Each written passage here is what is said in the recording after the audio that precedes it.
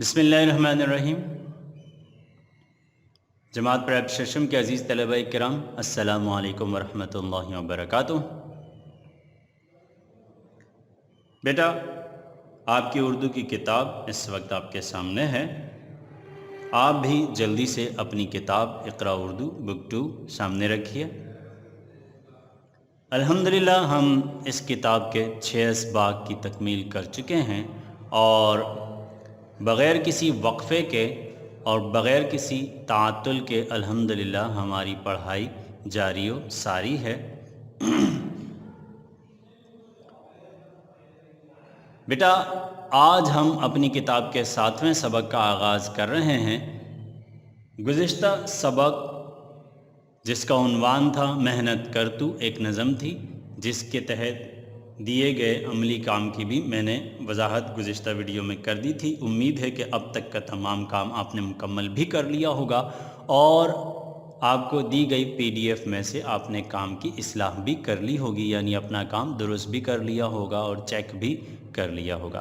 یاد رکھیے بیٹا، آپ پہلے کام خود کریں گے، اس کے بعد آپ PDF سے جانچیں گے، چیک کریں گے، اور اگر اس کے مطابق نہیں تو آپ اس کے مطابق لکھیں گے۔ ٹھیک ہے بیٹا، یہ بات آپ کو یاد رہے کہ آپ PDF سے دیکھ کر کام تحریر نہیں کریں گے۔ ٹھیک ہے بیٹا، اس طرح آپ کی صلاحیتیں ختم ہو جائیں گی، منجمد ہو جائیں گی۔ سبق کی جانب بڑھتے ہیں۔ 7واں سبق کا عنوان ہے شور کی آلودگی، صفحہ نمبر 14۔ ملاحظہ فرمائیے، شاباش۔ صفحہ نمبر 14 پر عنوان ہے شور کی آلودگی۔ جی بیٹا، صفحہ نمبر 14 سبق کا عنوان ہے شور کی آلودگی۔ آپ بھی اپنی کتابیں سامنے رکھ لیجئے بیٹا اس وقت، اور پینسل بھی اپنے پاس رکھیے، شاباش، تاکہ آپ ساتھ ساتھ الفاظ کے معنی بھی تحریر کر سکیں اور حصہ فرہنگ سے مدد بھی لے سکیں۔ ٹھیک ہے بیٹا، سب سے پہلے تو یہ جان لیجئے بیٹا آلودگی کسے کہتے ہیں۔ دراصل آپ کے لیے یہ لفظ نیا ہوگا۔ آلودگی کہتے ہیں گندگی کو۔ کسے کہتے ہیں بیٹا؟ گندگی کو، جسے انگلش میں پولوشن بھی کہا جاتا ہے۔ کیا کہا جاتا ہے بیٹا؟ پولوشن، یعنی کہ گندگی۔ آپ حیران ہوں گے بیٹا یہ عنوان جان کر کہ شور بھی گندگی ہے۔ دراصل آج کا جو سبق ہے یہ اسی طرف توجہ دلانے کے لیے ہے کہ ہم سمجھتے ہیں کہ صرف کچرا، جراثیم اور گندگی ہی جو ہے وہ نجاست ہے اور گندگی ہے جو ہمیں بیمار کرتی ہیں، مگر حقیقت یہ ہے کہ ان تمام گندگیوں میں شور بھی شامل ہے جو ہمیں بیمار کرتا ہے، اور یقیناً ہم شور سے بہت زیادہ متاثر ہوتے ہیں۔ تو ملاحظہ فرمائیے آج کا سبق بیٹا، بسم اللہ پڑھ لیجئے۔ بسم اللہ الرحمن الرحیم۔ آج دنیا کا سب سے اہم اور سنگین مسئلہ ماحولیاتی آلودگی ہے، یعنی ماحول کی آلودگی ہے۔ ماحول کسے کہتے ہیں بیٹا؟ ماحول کہتے ہیں ہمارے ارد گرد کو، یعنی دنیا کا سب سے بڑا مسئلہ کیا ہے کہ دنیا گندی ہونے لگی ہے، اور اس دنیا کی گندگی کی وجہ سے اب ہم بھی متاثر ہونے لگے ہیں۔ اسے کہتے ہیں ماحول کی آلودگی، یعنی ارد گرد کی گندگی۔ آج دنیا کا سب سے اہم اور سنگین یعنی بھیانک اور شدید مسئلہ، ٹھیک ہے، بہت بڑا مسئلہ کیا ہے؟ ماحولیاتی آلودگی ہے، جس کی وجہ سے ساری دنیا پریشان ہے، اور یہ مسئلہ دن بدن بڑھتا ہی جا رہا ہے، اور اس کا ذمہ دار خود انسان ہے۔ دراصل آپ جانتے ہیں بیٹا کہ انسان اس دنیا کو مسلسل استعمال کر رہا ہے۔ انسان جتنا اس دنیا کو استعمال کرتا جا رہا ہے اتنا یہ دنیا اس سے متاثر ہو رہی ہے، ٹھیک ہے۔ اب انسان کا استعمال ہی اس دنیا کو خراب کر رہا ہے، اور ظاہر بات ہے کہ چونکہ دنیا ہمارے رہنے بسنے کا ذریعہ ہے، جب یہ دنیا بیمار ہوگی، گندی ہوگی، تو ہم بھی گندے اور بیمار ہو جائیں گے۔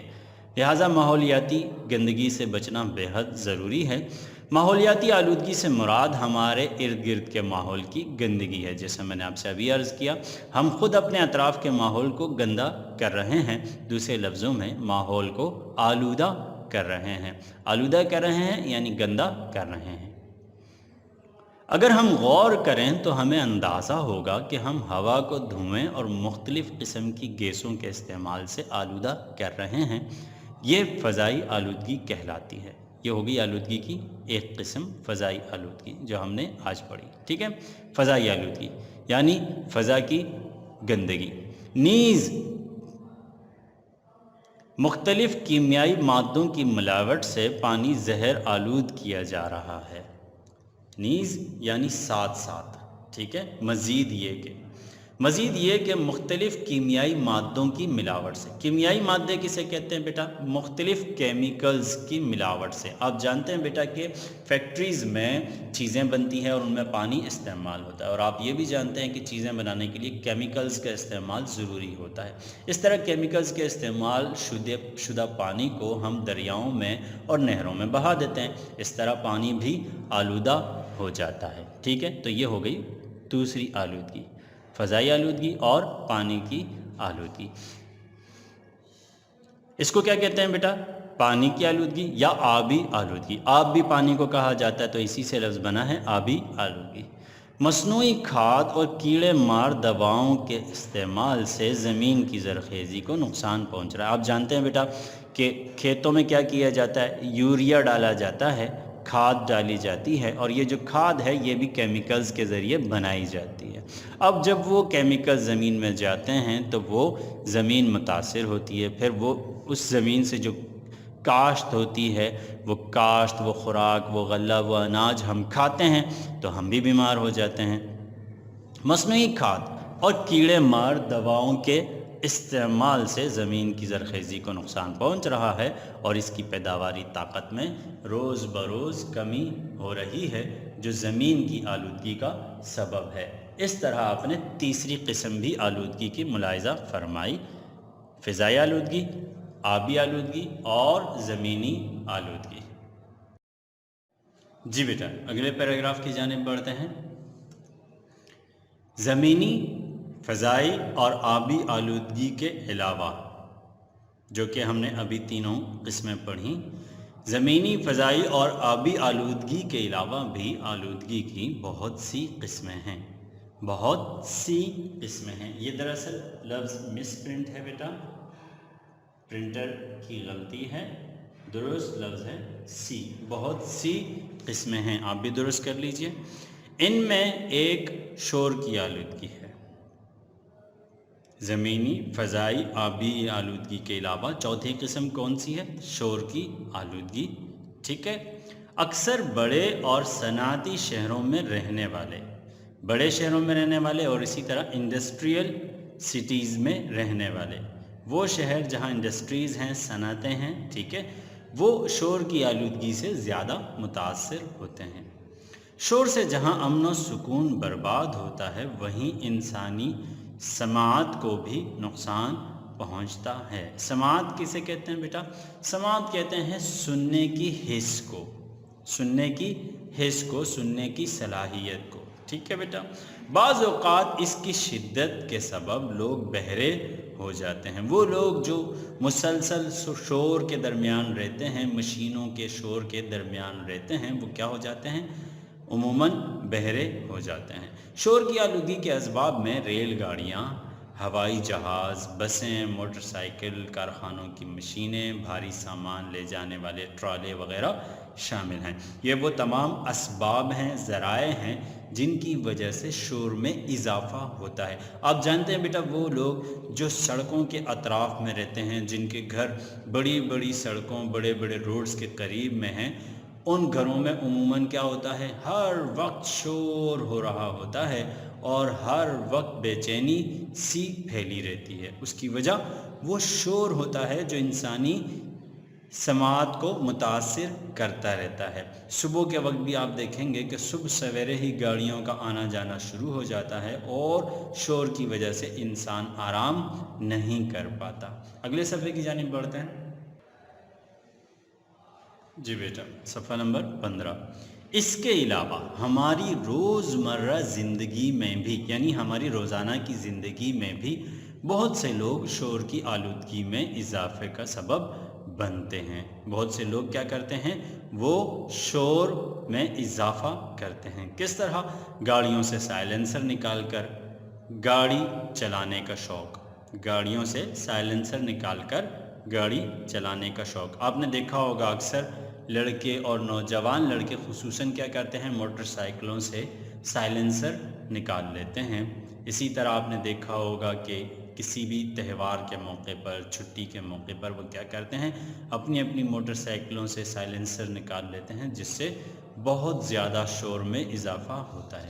تیز آواز والے ہارن کا استعمال اور انہیں مسلسل بجانا، شادی بیاہ کے موقع پر بلند آواز میں موسیقی یعنی کہ میوزک اور ہوائی فائرنگ بھی شور کی آلودگی کا سبب بنتی ہیں۔ اس کے علاوہ کچھ اور اسباب بھی ہیں جن کا یہاں ذکر نہیں ہے، آپ بخوبی جانتے ہیں بیٹا۔ اسی طرح مارکیٹوں میں جو آوازیں لگائی جاتی ہیں چیزیں بیچنے کے لیے، طرح طرح کے شور ہو رہے ہوتے ہیں وہاں پر۔ کسی بھی مقام پر بلا وجہ چیخ چیخ کر بلند آواز میں گفتگو کرنا یعنی بات چیت کرنا بھی سماعت اور ذہن کو نقصان پہنچاتا ہے۔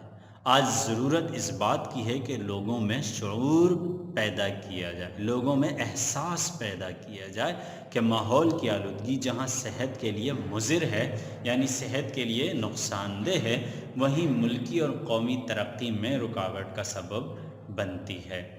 مضر کسے کہتے ہیں بیٹا؟ مضر ہر اس چیز کو کہتے ہیں جو ضرر دیتی ہو، ضرر یعنی کہ نقصان پہنچاتی ہو، اسے مضر کہتے ہیں۔ ٹھیک ہے بیٹا۔ تھکے ہوئے ذہن اور کمزور بدن کبھی ملک کی ترقی میں اپنا بھرپور کردار ادا نہیں کر سکتے۔ ظاہر سی بات ہے، جب انسان بالکل فریش ہوتا ہے، تازہ دم ہوتا ہے، تو وہ زیادہ چستی سے اپنا کردار ادا کرتا ہے اور اپنی ذمہ داریاں پوری کرتا ہے اور اپنے کام کاج کرتا ہے۔ شور کی آلودگی میں کمی کے لیے ضروری اور فوری اقدامات کی ضرورت ہے۔ اس سے بچاؤ کے لیے ہمیں چاہیے کہ نیچے چند تدابیر دی گئی ہیں جن کے ذریعے سے ہم شور میں واضح کمی لا سکتے ہیں اور واضح کمی کر سکتے ہیں۔ وہ باتیں کیا ہیں بیٹا؟ یہ وہ تدابیر ہیں جو شور میں کمی کا سبب بن سکتی ہیں۔ آپس میں بات چیت یا فون پر گفتگو کرتے ہوئے لہجہ دھیما رکھا جائے، دھیما رکھا جائے یعنی کہ بالکل آہستہ بات کی جائے اور بالکل دھیمے اور نرم انداز میں بات کی جائے۔ دروازے احتیاط سے کھولے اور بند کیے جائیں یعنی دروازوں کو بہت زیادہ نہ بجایا جائے۔ اسی طرح میز، کرسیاں اور سامان کو گھسیٹا نہ جائے۔ آپ نے دیکھا ہوگا اسکولوں میں بھی بچے کرسیاں گھسیٹتے ہیں، ڈیسکس گھسیٹتے ہیں، تو کس طرح شور ہوتا ہے اور کس طرح دوسری کلاسز متاثر ہوتی ہیں اور انسانی دماغ کو وہ آواز کتنی بری لگتی ہے۔ ٹھیک ہے بیٹا۔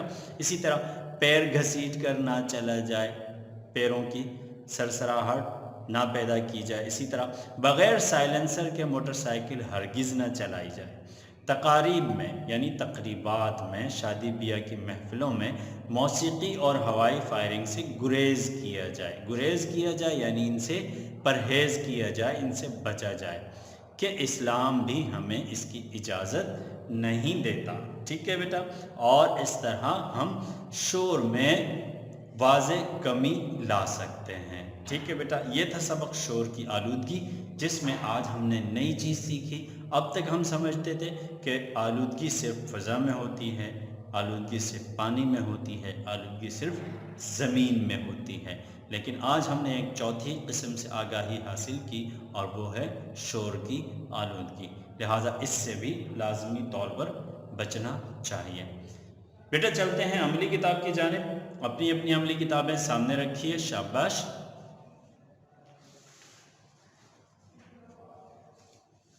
عملی کتاب سامنے رکھیے۔ عملی کتاب میں ہم نے صفحہ نمبر 42 تک کام مکمل کر لیا ہے۔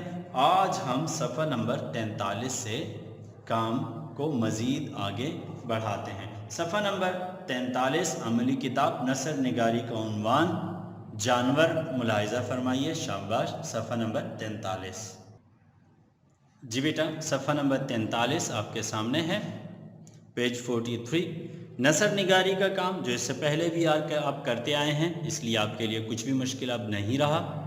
عنوان ہے جانور، یعنی آپ یہاں دیے گئے کسی بھی جانور کا انتخاب کرتے ہوئے اس کے متعلق الفاظ منتخب کریں گے اور جملوں کو مکمل کرتے چلے جائیں گے۔ مثال کے طور پر ڈیش ایک جانور ہے، آپ کسی بھی جانور کے انتخاب کر لیجئے۔ مثال کے طور پر ہاتھی ایک جانور ہے، یہ ایک ڈیش جانور ہے، یعنی کہ یہ ایک جنگلی جانور ہے یا پالتو۔ پالتو کا مطلب ہوتا ہے وہ جانور جسے پالا جا سکتا ہے۔ اب ہاتھی عام طور پر جنگل میں رہتے ہیں، ان کو پالا بھی جاتا ہے لیکن مشکل پالا جاتا ہے، لہٰذا یہاں جنگلی لکھا جائے گا۔ یہ ڈیش کھاتا ہے، گوشت، گھاس، پھل، سبزیاں، ظاہر بات ہے کہ یہ گھاس اور پھل کھاتا ہے۔ اسی طرح یہ جنگل، میدان، صحرا یا سبزہ زار میں رہتا ہے۔ اسی طرح اس کا رنگ ڈیش ہوتا ہے، اس کی کھال ڈیش ہوتی ہے۔ یہ ایک ڈیش سا جانور ہے، یعنی موٹا ہے یا چھوٹا ہے۔ اسی طرح اس کا وزن زیادہ یا کم ہوتا ہے، یا اس کی عمر زیادہ یا تھوڑی ہوتی ہے، ٹھیک ہے۔ یہ ایک انسان دوست جانور ہے یا انسان دشمن جانور ہے۔ اس طرح آپ لفظوں کا انتخاب کرتے ہوئے کسی بھی جانور کے بارے میں آپ یہ جملے مکمل کریں گے، یہ 10 جملے، تو ایک مضمون کی شکل بن جائے گی۔ اب آپ کیا کریں گے بیٹا، آپ مزید کسی ایک جانور کے عنوان پر، کسی اور جانور کے عنوان پر آپ 10 سے 12 جملے لکھیں گے۔ آپ 10 سے 12 جملے لکھیں گے اور ہر سطر میں آپ الگ جملہ لکھیں گے۔ ایک جملے میں آپ ایک سطر میں آپ 2 یا 3 جملے نہیں لکھیں گے، یہ بات یاد رہے۔ آپ ہر جملے کے لیے نئی سطر کا استعمال کریں گے، ٹھیک ہے بیٹا۔ بہت آسان سا کام ہے، آپ اس سے خوب اچھی طرح آگاہی رکھتے ہیں، ٹھیک ہے۔ انشاءاللہ اگلے کام کے ساتھ اگلی ویڈیو میں آپ سے ملاقات ہوگی، تب تک کے لیے اجازت دیجیے۔ السلام علیکم ورحمۃ اللہ وبرکاتہ۔